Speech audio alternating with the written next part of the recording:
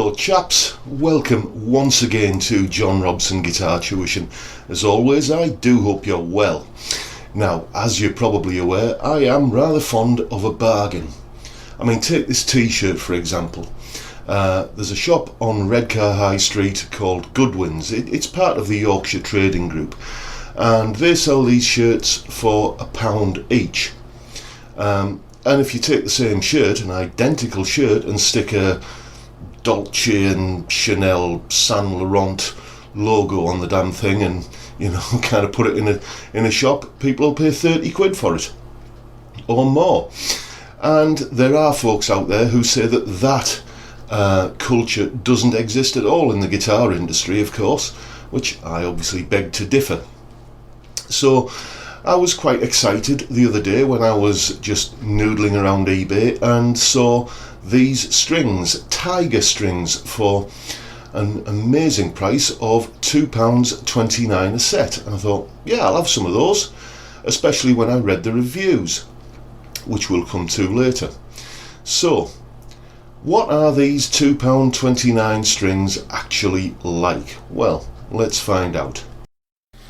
Okay, so here's the first indication that things are not exactly as they should be. Once you uncoil the string and you get it out, you see how it wants to maintain its coiled shape like that. That's completely uncoiled. Usually when you get the guitar string out of its envelope or packing in some way, it just goes badoing and kind of springs straight. This guitar string, when you pull it straight, just goes back into a coil like that. So that was a little bit unusual, but I wasn't overly concerned. But it is an indication that maybe something in the composition of the alloys in this string is not exactly as it should be. So let's see what happens when we put them onto a guitar. Okay, well, the first thing that happened when I put these strings on the guitar was they snapped. I bought 3 sets of these strings, and it took me 2 of those 3 sets to get one complete set onto a guitar. The top E string snapped as I was tuning it up to pitch. Not a disaster because there's a spare top E in each pack. So I just obviously used that spare. Then the B string did exactly the same thing, snapped as I was tuning it up to pitch. So I had to open another pack and rob the B string from that. And then the G string went on okay, but then the D string, the wound D string, just came to pieces as I was tuning the guitar up to pitch, and again had to rob that out of one of the other packs. Let me stress here, all I was doing was tuning the guitar up to pitch. I wasn't stretching the strings in, I wasn't playing on them or anything, just literally tuning carefully up to pitch. And in each case of those 3 strings, what happened was they snapped, not in any of the obvious places neither. It wasn't kind of up at the tuning pegs or down at the bridge. They all sort of let go in the middle somewhere.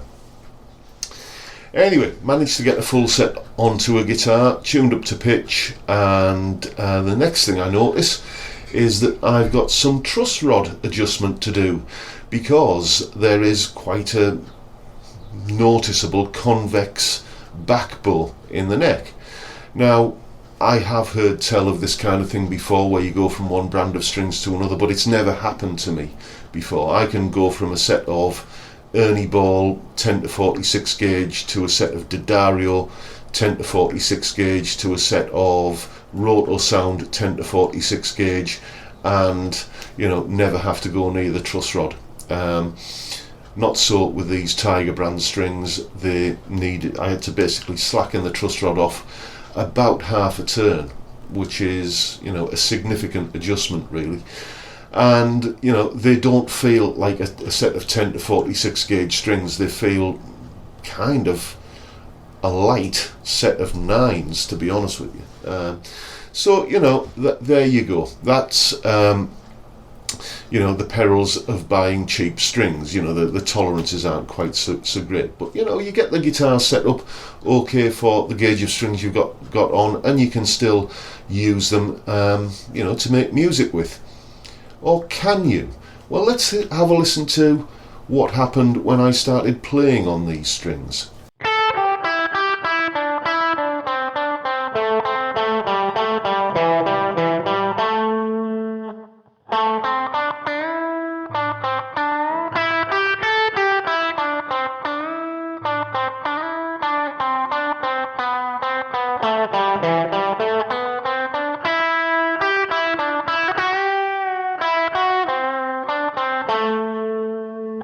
As you can hear, there is a noticeable drop off in volume anytime I go near the third string. Interestingly, it's not noticeable acoustically. The strings all sound fine when you're playing the guitar unplugged. You know, nice and zingy, like a new set of fresh strings. But just when you plug it in, whichever pickup you're on, that third string sounds really quiet for whatever reason.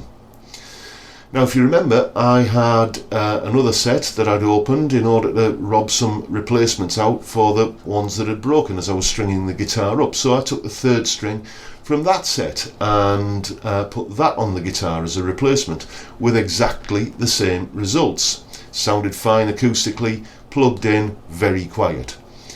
And, you know, I ordered 3 sets of these strings, so I took the third string out of the third set of strings, as yet unopened. I raided that set for the G string and put that on the guitar with exactly the same results. Now, we've already seen that these strings don't behave like a normal set of strings. They don't kind of spring into a straight line when you take them out of the packaging. So there's obviously something different going on with the makeup of the alloy that these strings are made from, that makes them behave differently. And perhaps it's just something to do with that particular gauge of string, that, you know, ratio of metal in the string to the magnetic field that it's in from the pickup, that obviously kind of leads to this inconsistency. So there it is. That's what you can expect if you buy Tiger strings. I certainly won't be buying them again, but before I did buy them, I made sure that, you know, is this too good to be true? You know, these are really cheap. I'll check out the reviews. And here's what the reviews had to say on Tiger strings. Excellent. Let's stop the big brand hype and use quality that doesn't cost 3 times what it should. #Alice. Absolute bargain. If you put Ernie Ball on the packet, you wouldn't notice the difference. Compared to what exactly? A set of Ernie Ball strings that have been at the bottom of your fish pond for 6 months? Great strings. Great sustain for price really good. Very good strings at very good price. Play well and sound great. They are great strings for the money. Would recommend that you give them a go. Thought they were good for the money. I simply cannot reconcile my experience of using these strings with those glowing reviews. They just, I mean, chalk and cheese doesn't even come into it. So there you go. Tiger brand strings are about as useful officially as a one-legged man at an arse-kicking party, and they are certainly not recommended. And with that, I'll thank you all for taking the time to watch this video and look forward to seeing you all again next time. Bye for now, folks.